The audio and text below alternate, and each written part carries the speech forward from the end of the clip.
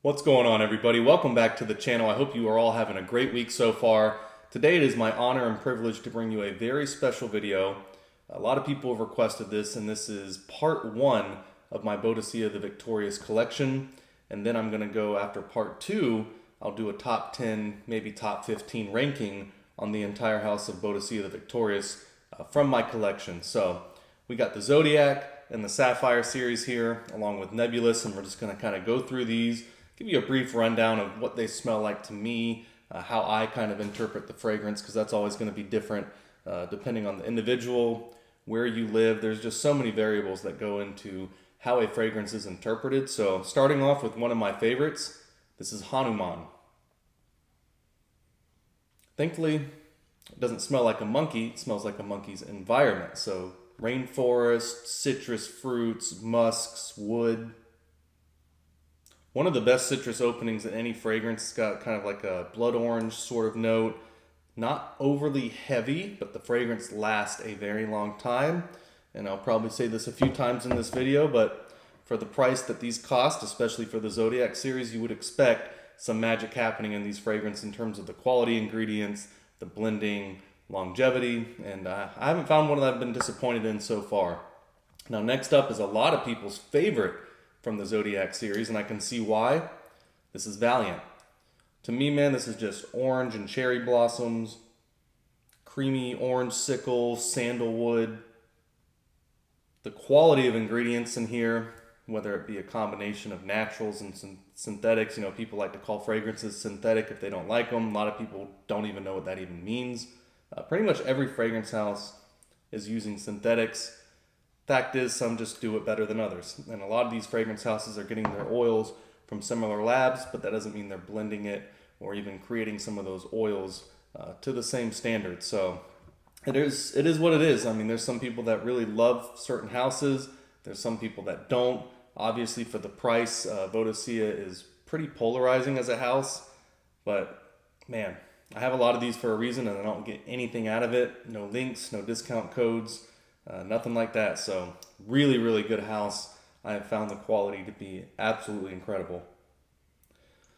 Man, this may be my favorite from the Zodiac series, and that's hard to say because there's so many good ones. But Hasu, man, it's got outdoor kind of grassy accord. It's got some really nice fruit notes. I think it's got blackberry or blueberry cassis, along with some other fruit notes up top. Florals, got some moss and hay accord in there. And that really makes it unique. The hay accord and the moss together, along with those fruity notes, this is just a very, very highly complemented and also a very unique fragrance, in my opinion. I really, really enjoy Hasu. What do we got here? Dragon. Dragon is an interesting one from the Zodiac series, guys. Florals, incense, resins. Definitely more geared, in my opinion, just the way the fragrance comes across, more to like a fall or a wintertime fragrance. But after wearing Dragon quite a few times, I have to say, man, it's not something that would be out of place on a cool spring or summer night. Maybe not the best choice in fragrances for wearing, 85, 90 degree full humidity, but slightly cooler weather, even something, 75, 80 degrees, again, cooler summer, spring night. Dragon, I don't feel like would be too out of place or too overpowering. Really good fragrance. Very nice sweetness in there without it smelling like fake or cheap as well. I really enjoy Dragon.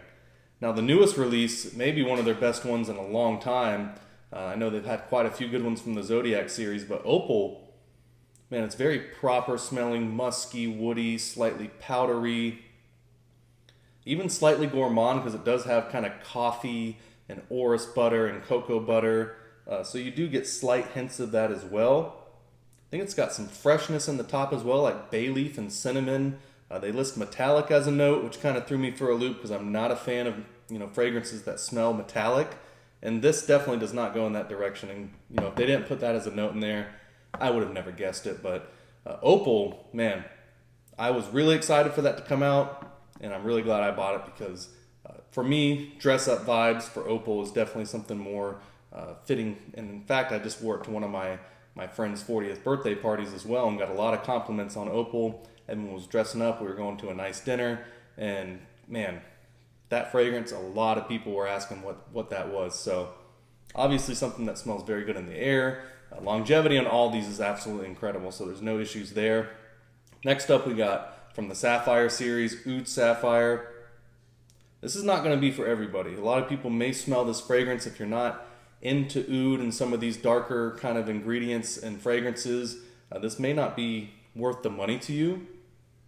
But if you're into oud, this is one of the best fragrances from the entire house of Boadicea the Victorious, besides perhaps Nebulous, and we could probably throw in Alcif, Pearl Moon, and quite a few others because they use a lot of oud. In fact, they mention even in the description of Oud Sapphire, they pretty much use oud in every single one of their fragrances. It just depends on how much is required for the blending and how much they want it to be featured around that note of oud. Azrak is a great example. Has oud in it. Probably wouldn't be able to, pick that out if they didn't list it as a note. So it's probably just blended in there for some longevity and complexity as a base note. And then you have the contrast of that, which is Oud Sapphire, where pretty much the entire fragrance is centered around a very, very beautiful, kind of slightly medicinal, earthy. Some people said it almost smells kind of like a Band-Aid or latex, has that very slight medicinal note to it, but is unbelievably good fragrance. Got some leather and resins, I think some pepper in there as well. But really, this is just centered around the note of oud, and it is incredible if you like that style of fragrance. Next, maybe my favorite from the entire house. We'll see when I do the ranking video. Been wearing a lot of Boadicea lately before I do this ranking video to make sure I kind of dial it in. But Aqua Sapphire is just incredible. To me, this fragrance is just a perfect blend of natural materials and synthetics. Definitely has some heavy synthetics in my opinion, but they make it work so well and it comes across as natural to me. It is nuclear in its projection and longevity. It's got some sweetness with the pineapple rum. It's got saffron, davana, rose, cypriol.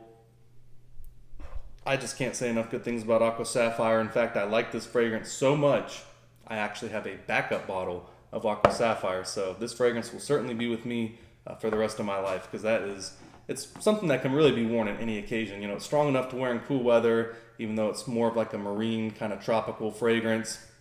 But, really any situation. That's why blue fragrances are so good and so popular. You can wear this to the office, meetings, date night, dressing up. I mean, there's not a situation I don't think that Aqua Sapphire would not go amazing in. Maybe drinks and cigars.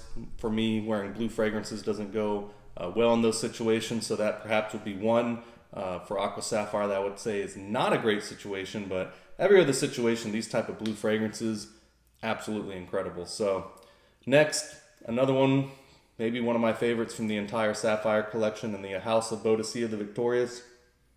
This is Green Sapphire. For those of you who've tried this fragrance, who own this fragrance, you probably know what I'm talking about already. It smells good out of the bottle, don't get me wrong. But it's not as good as like Violet Sapphire, Aqua Sapphire, and some of these other ones. The magic of this fragrance is something happens an hour, 2 hours after you spray it on skin and the fragrance kind of settles down. It just goes into like the sexiest green woods, raspberry, and oud note.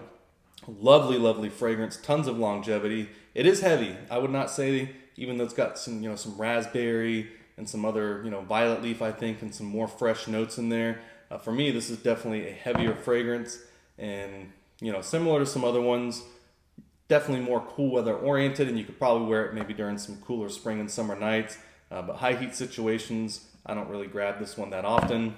Other people may disagree, but for me, high heat situations, Violet Sapphire, man, this may be one of the most underrated ones from the entire Sapphire collection, in my opinion. Passion fruit, raspberry, peach, I believe. So it's got a lot of really nice fruit notes. Some of the best quality fruit notes I've ever smelled in any fragrance is in that Violet Sapphire to me. Fruity oud. So people who like King Blue, this is definitely a fruity oud.